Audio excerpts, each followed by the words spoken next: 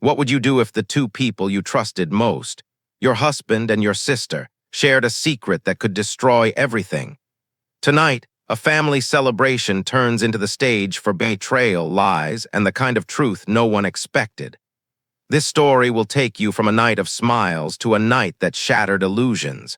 And remember, here on Cheating Stories 7, we reveal the kind of drama that reminds us betrayal always has a price. So stay with me until the very end, because the twist you'll hear tonight will change everything.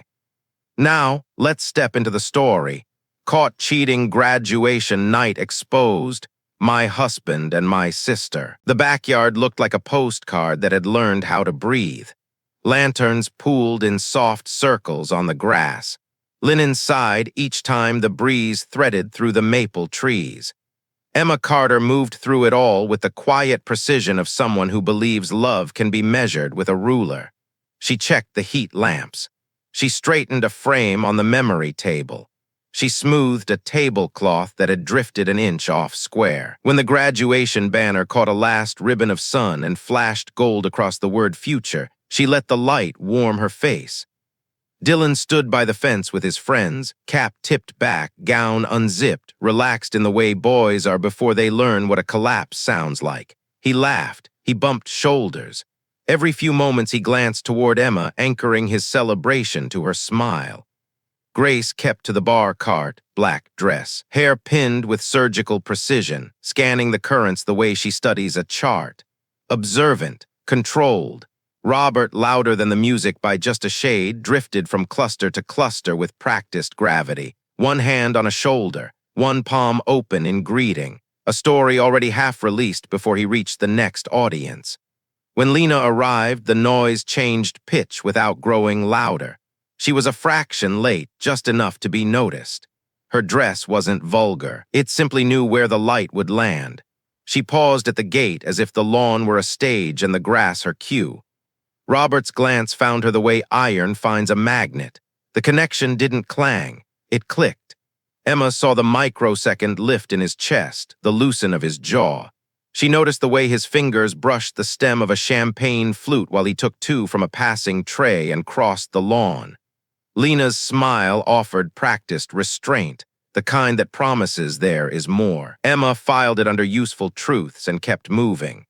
"Mom, this looks insane," Dylan said, slipping an arm around her shoulders in a hug that still carried a trace of boy. His cologne, new clothes smell, two lavender detergent, and summer grass rose at once. "You didn't have to do all this." "I did," she said, and meant it. "Some things deserve ceremony." Grace materialized with a skewer of strawberries. "She means you," she told her brother, though her eyes flicked past him toward the patio where Robert handed Lina a glass. "And only you." Emma followed the glance, then returned to the work that steadies her. A guest needed directions to the powder room. A platter of crab cakes wanted a quarter turn. The jazz playlist sat 2 tracks away from a song that would drag the room down. She nudged the volume by 1 notch and breathed in lemon oil from the buffet wood. When a life starts to crack, small controls become a kind of prayer. Robert clinked his glass against another, and conversation shifted his way. He built a bridge to the center of the moment. He always did, and stood on it. "Family," he began, letting the word roll like a thesis. "Family is where grit becomes grace. Tonight we celebrate a young man who learned both." Laughter landed in the right places. Whoops rose from the college friends. A neighbor dabbed at one eye. She's the kind who cries at beginnings and endings. From a distance, Robert still looked like the man you trusted with a mortgage and a promise. Up close, Emma could see the film of performance he wore like polish. "Family values," he said again, and the phrase wobbled in the air as if it had borrowed shoes. Hazel appeared at Emma's elbow, as she always did. No footnotes, no fanfare, just presence. "Table 3 is low on sparkling," she murmured, then softer. "You okay?" "I'm hosting," Emma said, eyes on stemware. Hazel didn't press. She knew the tightness in Emma's jaw meant we will shelve this until we can put it somewhere that won't break. Grace brushed her fingers across Emma's wrist, a pulse check, and drifted away, Hawk reading the field. By dusk, the party had its rhythm. Younger guests clustered around yard games. Older ones formed friendly territorial rings at the tables. Someone turned the conversation toward how expensive everything had become. Someone else told a story about Dylan at 5 insisting his Lego bridge could hold a real book. The punchline landed. The room breathed. Emma smiled. The smile wasn't false, only layered. Carrying a tray toward the patio, she passed within arm's length of Robert and Lina. Their bodies faced the room, their attention leaned toward each other. No contact, but the choreography was a duet. Lina traced the rim of her glass and paused at 12 o'clock. Robert's thumb flexed against his flute, releasing and catching it in the same rhythm.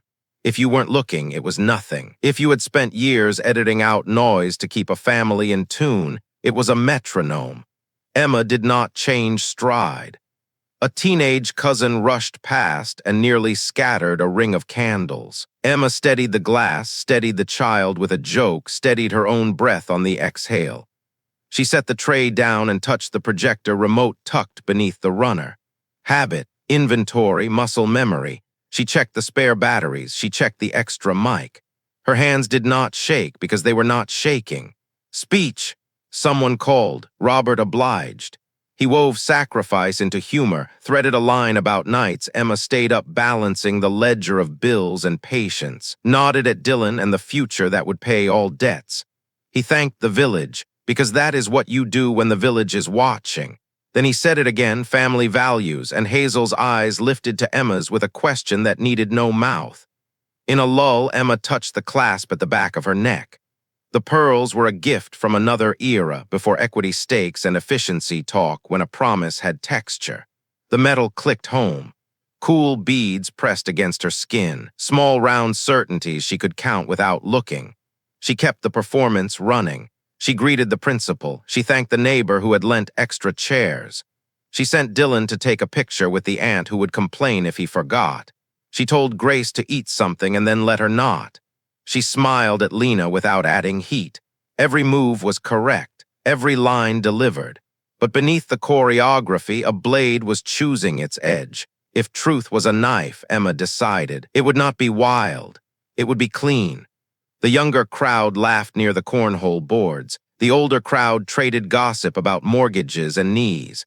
Lanterns burned like reachable stars.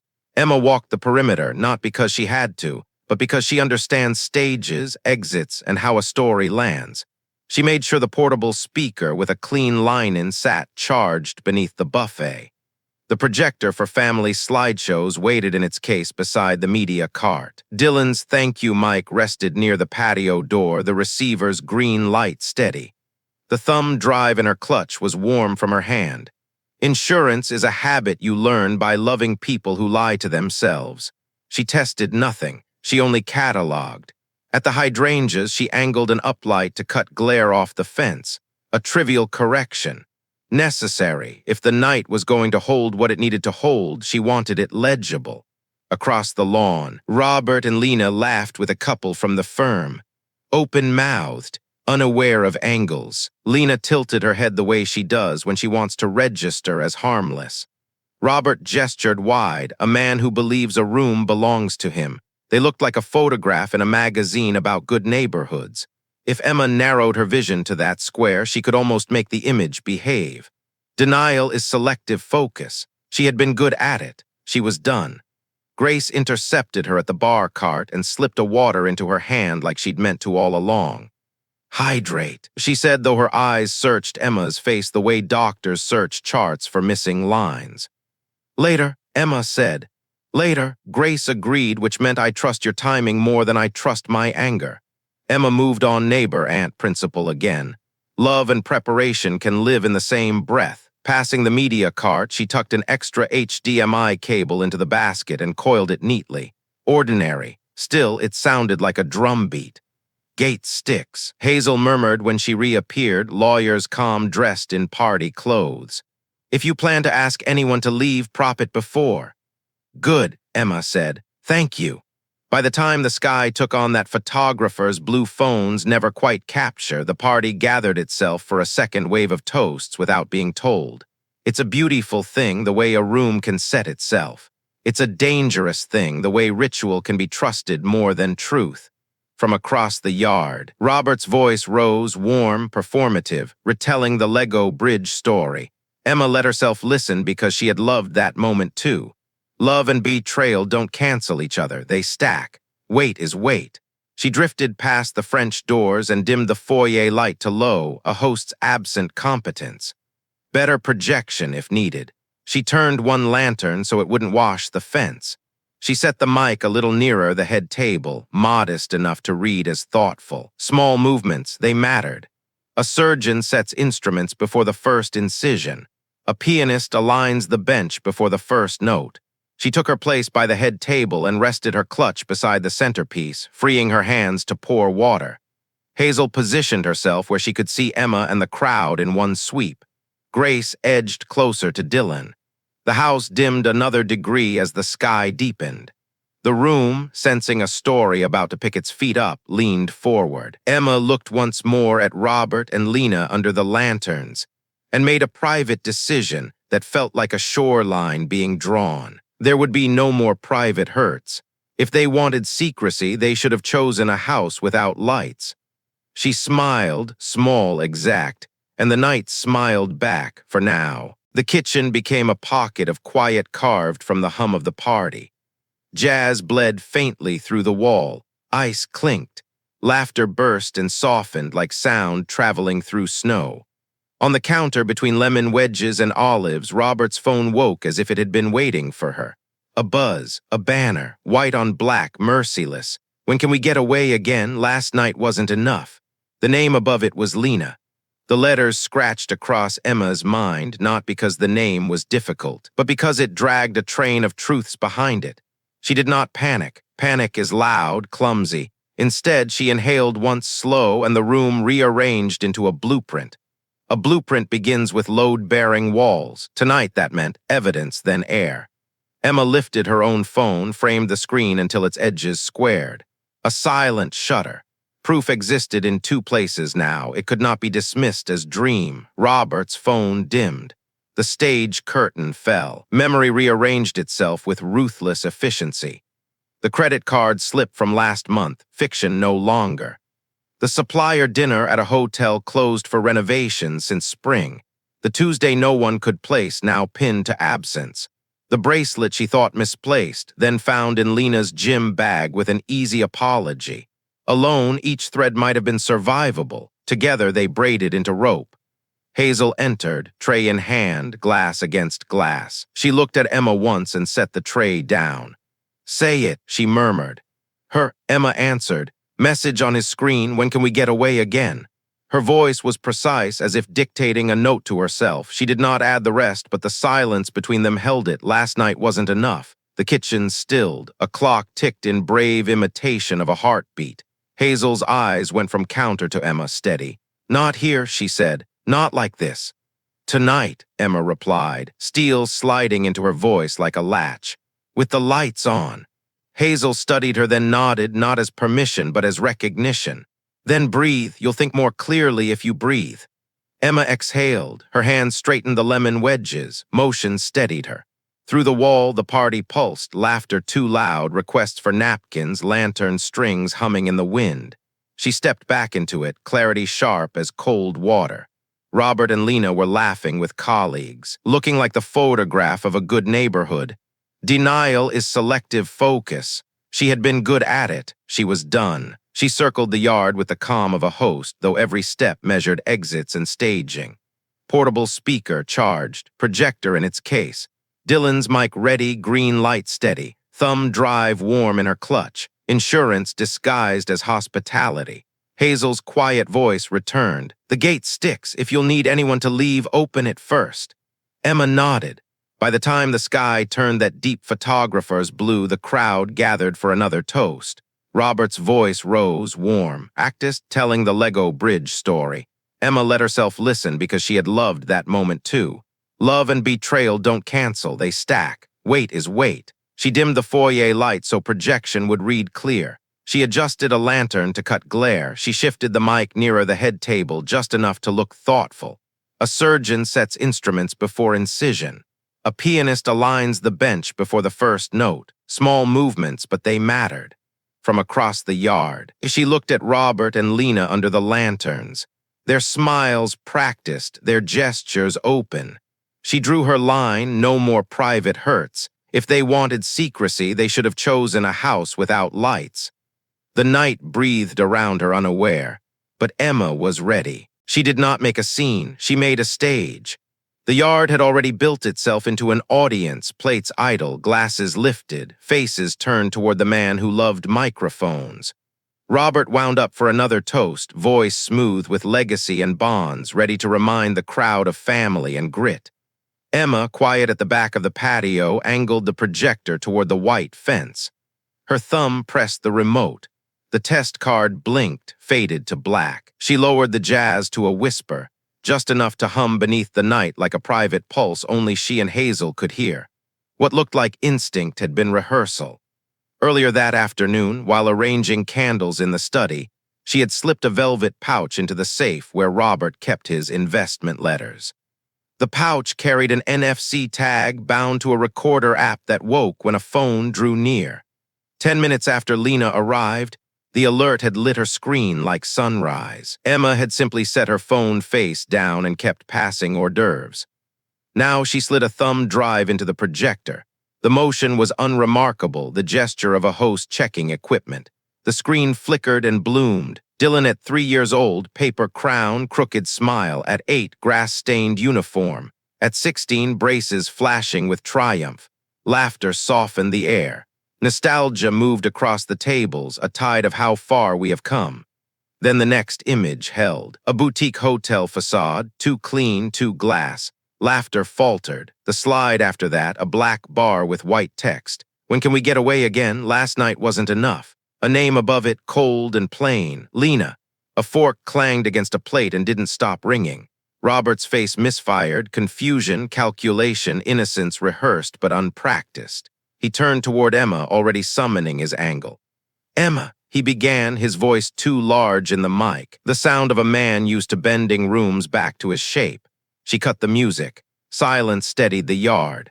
"We will be brief," she said, not loud, but edged with clarity sharp enough to turn a gathering into witnesses. "My son deserves the truth, and truth rarely needs many words." The projector washed the fence with hospital light. Glass stems trembled. Hazel stepped closer, her presence quiet but solid at Emma's side. Grace drifted toward Dylan, hand hovering near his sleeve, ready to catch him if he fell. Robert tried a smile, the one that had closed deals. "This is clearly out of context. A prank, doctored. Our nephew's good with computers." Emma kept her eyes on the remote. "Context will be provided, but even without it, the words say what they say." Lina's chair creaked. She had not stood, her shoulders squared as if posture could argue innocence. "I don't know why my name is there," she said, pitched for reasonable people. "It must be a misunderstanding, a draft. Anyone can fake a screen." Emma clicked again. The hotel facade returned, this time with a date stamp. Another click, the hotel's renovation notice, cached from its website. Another, Dylan's education fund ledger, columns neat and damning. Robert lifted both hands as if calming a horse. "Honey, this is a party. You don't want to do this here." "I want to do it where our children can hear without tomorrow's version rewritten," Emma said. "Calm is a tool. Use it until it breaks. You brought them into your toast about bonds and foundations. It is fitting they hear what breaks them." Neighbors became furniture, still uncomfortable. Phones wavered between laps and faces, unsure whether witness required a lens. Someone whispered to put them away. Someone else whispered no. Emma let the slide sit, its clean typography louder than any voice. Then she spoke again, measured. "There is a version of tonight where I smile, thank our guests, and wait until the house is empty to ask my husband a question he will not answer. In that version, our children walk through fog they cannot name, and I am told I imagine the weather. I am not choosing that version." A sound rippled, half sob, half relief. Dylan's mouth parted, then closed. He did not look at his father. He looked at his mother, as if seeing her whole for the first time. "Enough," Robert snapped. His word cracked on the second syllable. He moved toward the projector. Hazel shifted her stance, a line drawn without raising her voice. "We are guests in Emma's home," she said evenly. "We will behave accordingly." Emma clicked forward. The black bar message returned for anyone pretending not to see. She did not read it aloud. The crowd did not need help. Witness had already become record. "This is the only time I will ask for your attention," she said. "After this, you may claim we ruined a night or saved a future. Both can be true." A moth battered itself against a lantern globe and fell. A child asked a question too loud and was hushed. Somewhere in the dark, the gate latch gave a soft, metallic suggestion. Emma folded her free hand at her waist, the posture of a woman showing a house. "For those who worry about context," she said, eyes steady on the fence, "I brought some." The projector blinked, ready to carry more weight. The night held its breath. The fence became a ledger. Pages unfurled across white boards in sharp, clinical sequence. PDF covers, signatures, timestamps. First, an LLC filing, Carter Hale Ventures, quietly organized 3 months ago, member managed by Robert Carter with a line naming Strategic Advisement, L. Bennett. Gasps feathered the lawn. Next slide, a bank transfer authorization. At first glance, harmless. But in the memo field, a note that gutted air from lungs, temporary loan from Education Fund, a Dillon C. The amount wasn't catastrophic by math, it was catastrophic by meaning. Dates aligned like vertebrae. Tuesday, 5:42 p.m. Authorization sent. 5:45 approval issued. 6:09 funds received by Carter Hale Ventures. 6:23 a charge posted at the boutique hotel bar for 2 top-shelf drinks. The lawn murmured, that shapeless sound people make when denial has lost. Robert reached for earnestness like an old cologne. "We were going to pay it back," he said, voice pitched low, good man timbre. He looked toward Dillon but could not quite meet his eyes. "It was short-term, cash flow, everyone here understands." "The amount is irrelevant," Emma said, voice steady. "The betrayal is the debt." She clicked forward. The fence did not care for his tone or hers. It simply displayed the next item, a waveform tight and undeniable. Robert's voice, smaller on a recording than it ever sounded in person. "She won't check the safe. She never has. After the party, we're clear." Then Lina's reply, lace-thin and cutting, "Then I'll book next week. Same place." The yard recoiled. A glass set down too hard. A chair leg scraped. Somewhere by the hydrangeas, someone whispered, "Oh God."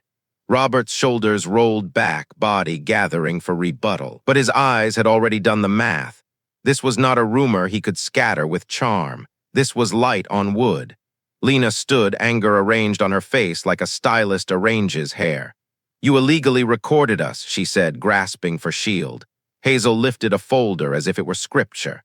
"I'm counsel tonight," she said evenly. "This home sits inside Emma's trust. One-party consent suffices in this state. Emma is that party within the law." She didn't look at Lina. She looked at the fence as if reading from it. Respect pivoted visibly. Backs that had leaned toward Robert by habit angled now toward Emma, pulled by fact and composure. Gossip turned to governance, and once that happens, a story grows teeth. Emma let silence breathe. The projector hummed, machine of family slideshows repurposed for surgery. She wanted them all to feel it. The weight of years bent around a quiet woman, finally snapping back to true. On the fence, a new page. Board consent drafted that very afternoon, contingent on emergency review. Another, an email chain, bland yet fatal, Robert's partner M.H. writing, consolidating personal assets inside the venture short-term to avoid optics during the graduation event. The word optics landed like profanity in a chapel. Dillon's voice broke the stillness. Flat, direct. "You used my fund." Robert stepped forward, hands lifted, humility rehearsed. "Son, it was a bridge, you of all people, bridges. Don't." Emma's hand lifted, small but final, between father and son. "Do not use his language to excuse your crossing." Lina inhaled, fury twisting her poise. "You're painting this as grand betrayal. It was business. He compartmentalizes, always has. None of this proves." Emma clicked again. The hotel valet slip appeared, timestamp aligned with the transfer. The license plate number was Lina's car. Next slide, Robert's lock screen message from that night. "Are you home?" Sender tagged with her initials. Robert pivoted, softer now, as if reaching across a bed after argument. Emma, I was protecting you. The venture was for us. Hazel's voice cut clean. The venture has already paid 2 consultant fees to L. Bennett Holdings.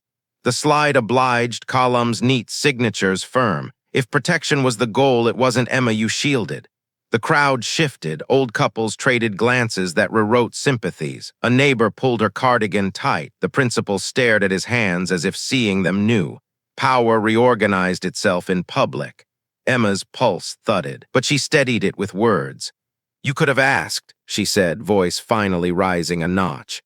You could have said, we are tight this month. Can we move this, replace that? I might have hated it. I might have said no, but you would have left my son's name clean. Robert swallowed. His refuge was the word that always bought him time. I'm sorry, he said, hollow coin tossed to an unpayable debt.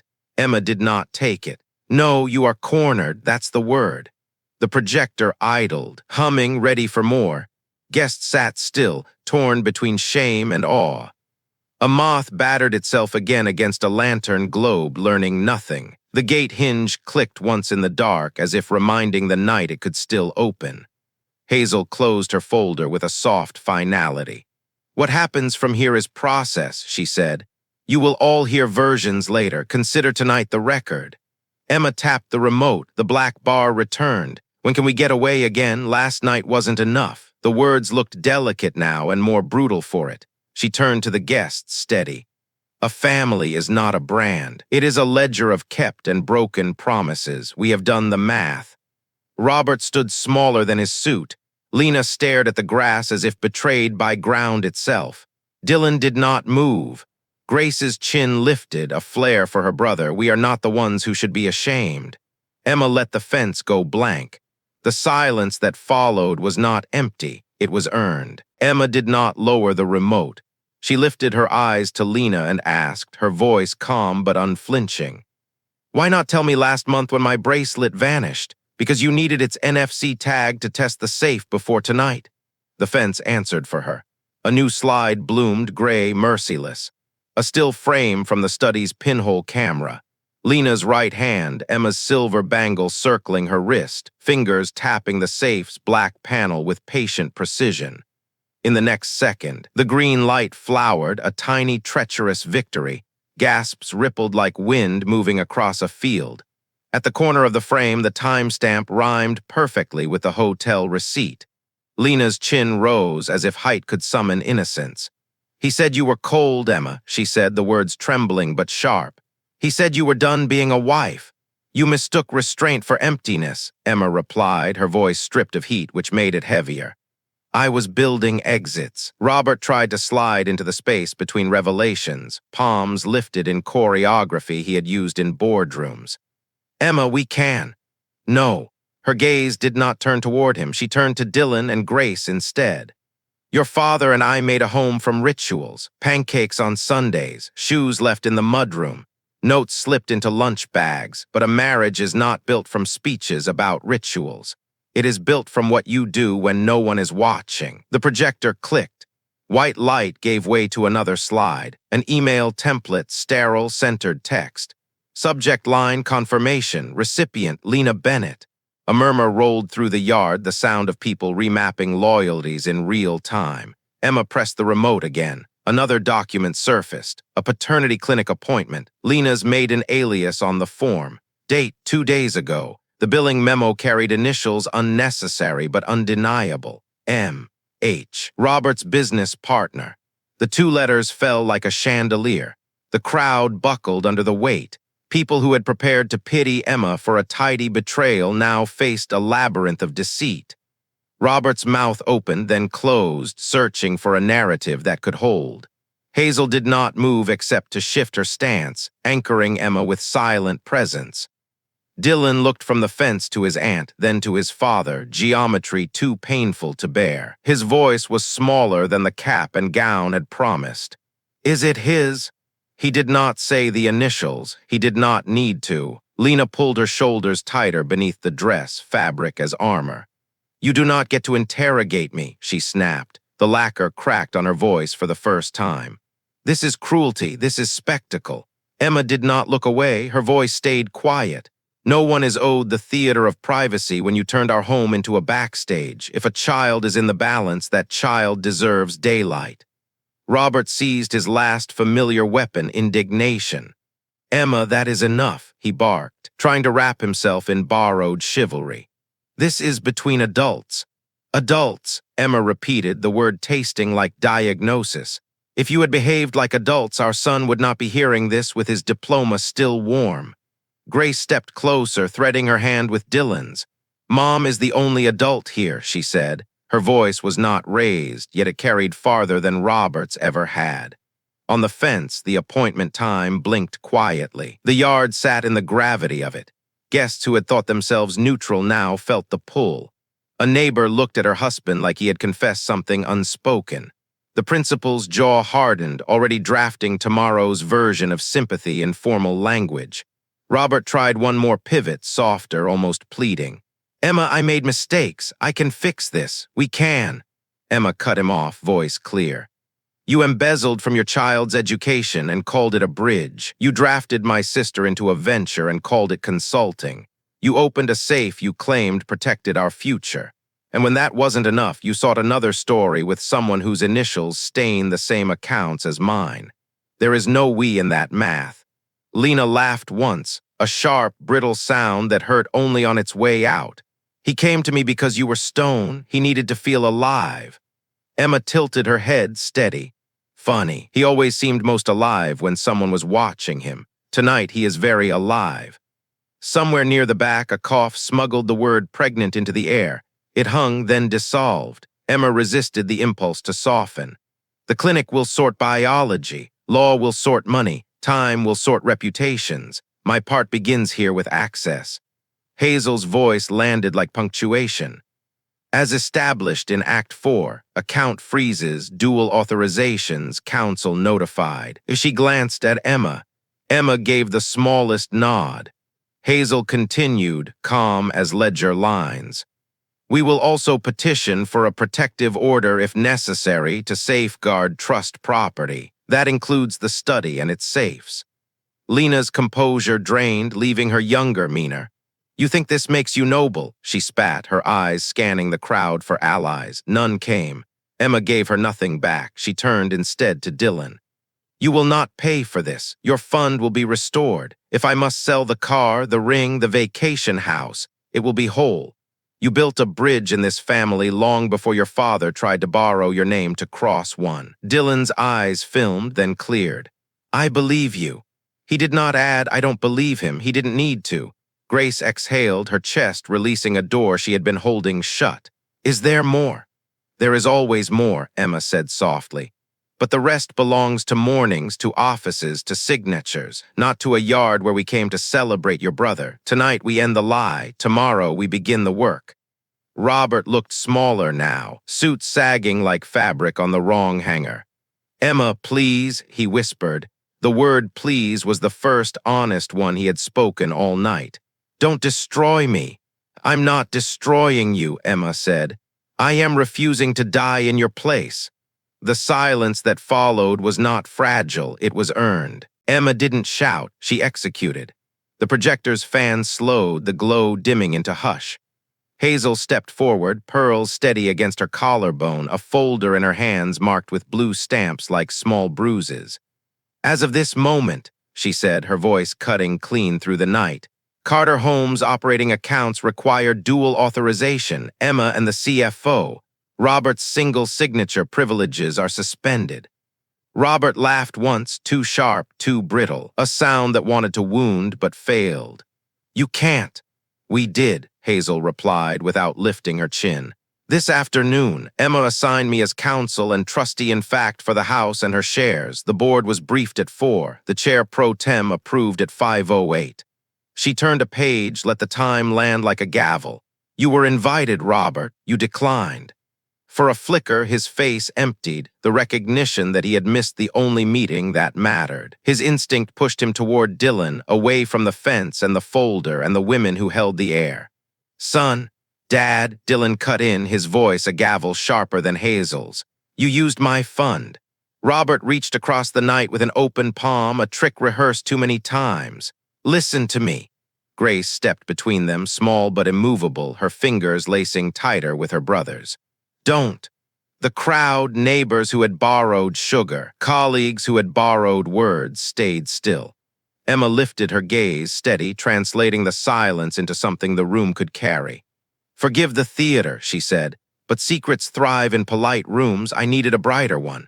She powered off the projector. The yard shrank without its glow, lanterns no longer romantic, only practical. Lina, she said, her tone almost kind, the gate is there. A pause that contained more grace than she had been offered. Robert, the same. Tomorrow at 10, counsel will contact you. You'll have what you never gave me, clarity. Lina moved first, fabric whispering, the crowd parting like water. The gate groaned, then yielded. When it clicked shut, the night redrew itself by an inch. Robert lingered, hunger for salvage flickering in his eyes. Hazel, unhurried, lifted her phone. IT, she said into the receiver.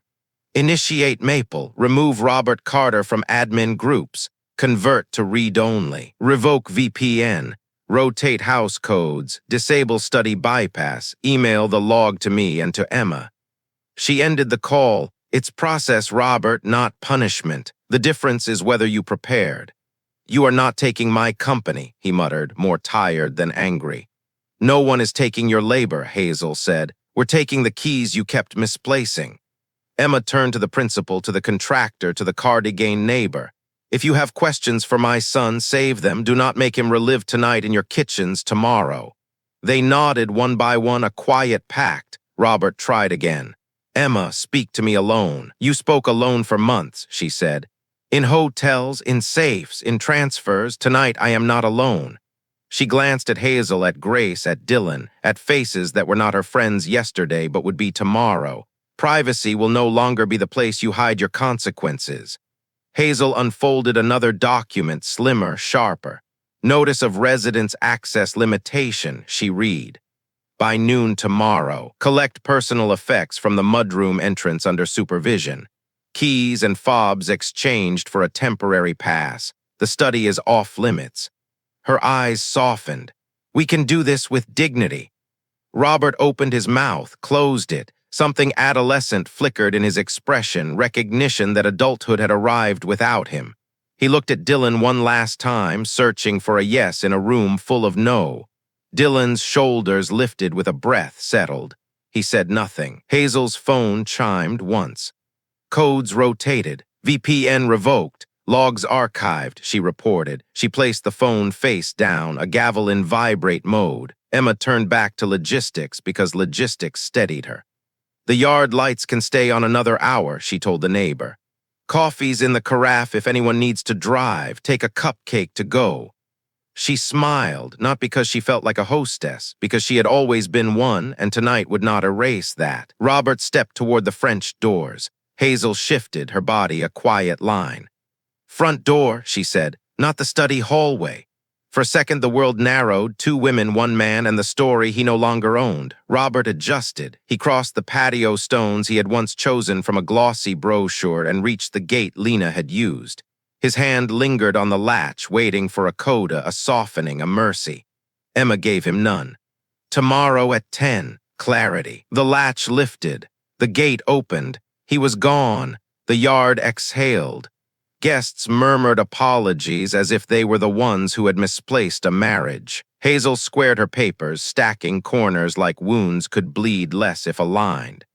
Grace's voice threaded through the silence, stainless and small. What now? Now we clean, Emma said. We put the projector away before dew settles. We wrap cords. We send friends home. We sleep. Tomorrow we meet Hazel at the office. We restore the fund. We make lists. We don't let this become the only story we tell about ourselves. Dylan nodded, motion like a bridge taking weight. Okay, Grace echoed, squeezing his hand once, twice, coding survival into rhythm. Around them, the ordinary world stitched itself back, plates stacked, trash bags rustled. Someone's baby slept at last. Emma collected the thumb drive, the mic, the remote, the truth kit she prayed never to need again. She slid it into her clutch next to a tube of lipstick that had lived through 100 parties. At the fence, a faint pale rectangle lingered where the slides had burned themselves. She rubbed it once with her thumb and it vanished. Not a metaphor, just residue. She looked at the lanterns and saw witnesses leaving a courtroom. She looked at her children and saw a kitchen tomorrow where laughter would sound new and fragile but real. She looked at Hazel and saw signatures and systems holding what love could not. "Thank you for coming," Emma said to the last cluster of guests, and she meant it. When the gate side shut behind them, she and Hazel stood in the clean dark. "You were ready," Hazel said. "I was tired," Emma answered. "Sometimes that's the same thing." They turned toward the house. Emma slid the deadbolt. The code under her fingers was new. It felt strangely like breathing. News traveled on feet when it was petty and on wings when it was true. By morning, it had wings. Robert's calls fell into voicemail until voicemail filled. The red badge on his phone swelled like infection. M.H. Concise even in cowardice, sent a one-line email to the board, an admission without nouns. "I accept responsibility for my part and will cooperate." Lina's calendar bled empty in a single morning. Pilates, highlights, a tasting with friends, all canceled. A polite text chain called Supper Club went silent, then splintered into side threads that would never include her again. Emma brewed coffee in a kitchen that sounded different. Spoon, ceramic, drip. No hum of someone moving 3 rooms away. No phone vibrating against the cutting board. The space where lies had lived was suddenly larger. Dylan padded in barefoot, eyes red but steadier than the boy she had tucked in years ago. "You saved me more than money," he murmured, voice woolly with sleep. He hugged her longer than teenage habit allowed. Grace followed, fierce and soft, hair already pulled back like she was ready to fight the day. "You taught us how to end things without ending ourselves," she said. She sipped Emma's coffee, grimaced, and added, "We'll have to upgrade the beans now that we're a house of hard truths." They ate in honest quiet, forks against plates, street noise drifting like ordinary weather. No one rushed. Dylan scrolled, typed, erased, then finally sent. "Family emergency sorted. I'm okay. See you Monday." Grace set her phone face down as if that could keep the town's thoughts away. By noon, Emma met Hazel at the office. Polite carpets, framed awards that looked more like props than pride. Paper, signatures, inventory. An accountant with kind eyes slid a packet across the table. "The education fund is restored," he said. The numbers looked like someone had returned a stolen photograph. "The CFO initiated reimbursement yesterday. We'll audit the entire quarter." Lives are not rebuilt by rage. They are rebuilt by forms, by friends, by process. Hazel's calm moved through the room like translation. Emergency resolution ratified, IT logs archived, keys rotated, board meeting scheduled. M.H. will resign after cooperation. Emma nodded. "Let him keep dignity if it speeds the truth. Mercy is cheaper than litigation, and kinder than I feel." Before leaving, she boxed the projector cord, wrote in Sharpie, "Truth Kit." The weight was lighter than expected, too little heft for something that had changed a life. She slid it onto a shelf and closed the door gently, as if truth might wake if jarred. On her way home, she stopped at the hardware store. The clerk who once sold her cabinet pulls looked up, eyes heavy with local knowledge, then softened. "Need anything installed?" he asked carefully. "Just batteries," Emma said. She bought more than she needed. Preparedness felt like courage in blister packs. That evening, the house exhaled. The dishwasher clicked. The lamp painted a circle of light on the rug. Emma walked the backyard alone. The fence still held a ghost of last night's projections, a pale rectangle where truth had burned itself in. She touched the graduation banner Dylan hadn't wanted to take down. "Congrats, D." The felt letters fluttered, then steadied. She gathered the last candle jars, thumbed away the wax rings. The lanterns ticked in the wind like small metronomes. She thought of the word aftermath. It wasn't a mess. It was math you do after, subtract what harms, add what holds, carry what matters. Robert's name lit her phone once, unknown caller, she let it dim. A text followed from a number labeled R work, I'll meet counsel. Tell the kids I love them. She didn't reply. Some messages are receipts, not dialogues. Grace came with a trash bag, standing close, a girl already learning how to hold ground without losing youth. "Coach texted," she said. "He'll take my essay late." Emma nodded, grateful for mercies that still existed. Dylan followed with 2 folding chairs and a toolbox. "I'll fix the porch light," he said. "It flickers." "Good," Emma told him. "Make it steady." They worked without instructions. Grace coiled cords. Dylan cursed softly at a stripped screw, then laughed at himself. Emma washed a tray, dried it, placed it where it had always lived. Routine wasn't denial. It was new muscle built around a healed fracture. When the yard was tidy again, they stood at the threshold and read the night together. Beyond the fence, a siren wailed and faded. Someone else's emergency, someone else's stage. Emma replayed the thought that had carried her through. She once believed love meant staying. Now she understood. Sometimes love is leaving with the lights on, so your children can see the way out and the way forward. She turned off the lanterns one by one, not to erase, to signal we can sleep now. Through the glass, she saw their reflections, a mother, a son, a daughter, 3 silhouettes that looked, to her astonishment, unbroken. Tomorrow would bring lawyers, rumors, and the slow, stubborn work of rebuilding. Tonight brought clean counters, a steady porch light, and exactly enough coffee to measure in the morning. Emma slid the deadbolt. The code under her fingers was new. The rhythm was not. Hazel's folder waited on the table like a promise. The house breathed them back in, smaller maybe, but truer. And so the night of celebration became a night of exposure. What was meant to honor a son's future revealed a husband's betrayal and a sister's darkest secret. Betrayal doesn't just break trust, it rewrites the story of a family forever. What would you have done in Emma's place? Would you have exposed the truth in front of everyone or waited until the lights went out? Share your thoughts in the comments. I'd love to hear from you.